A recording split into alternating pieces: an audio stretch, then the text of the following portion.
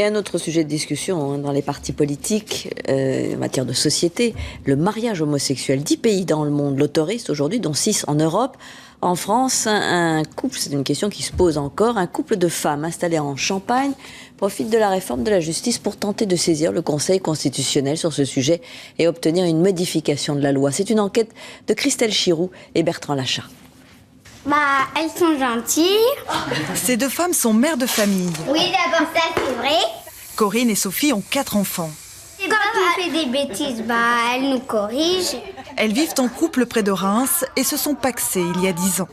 On voulait faire des enfants, toutes les deux, et on voulait toutes les deux emporter des enfants. Pour cela, elles se sont rendues en Belgique, pays où la procréation médicalement assistée est autorisée pour les femmes homosexuelles. Depuis la naissance de leurs enfants, elles se battent avec la justice pour obtenir l'autorité parentale partagée et surtout les mêmes droits que les couples hétérosexuels.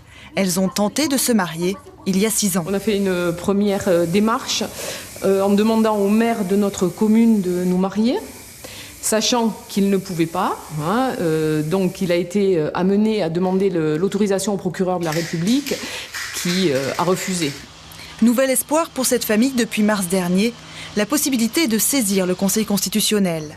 Leur avocat, Maître Ludo, conteste la loi sur le mariage. Je dis que les textes du Code civil qui prévoient le mariage en France sont contraires à la Constitution. On ne peut pas interdire en France le mariage de 2 personnes du même sexe. C'est contraire aux libertés individuelles qui sont protégées par les conventions internationales. Et la deuxième question, c'est de dire qu'on ne peut pas restreindre le pouvoir des juges d'autoriser le mariage. En Europe, les Pays-Bas furent les premiers à légaliser le mariage homosexuel en 2001.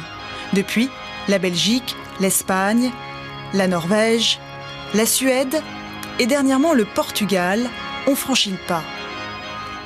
Peter et Ad sont des précurseurs. Ils ont célébré leur mariage aux Pays-Bas. Il pleuvait du riz. Après 15 ans ou 16 ans de vivre ensemble, se marier, dire oui avec tout le monde autour, avec le monsieur de l'État à côté, ça c'était vraiment un moment très émotionnel. Ce couple de Néerlandais rencontre des difficultés lorsqu'ils décident de s'installer dans le Gers. Au moment de leur déclaration commune d'impôt, l'administration française refuse de reconnaître la validité de leur union. La France va même jusqu'à leur proposer de divorcer dans leur pays pour ensuite se pacser en France.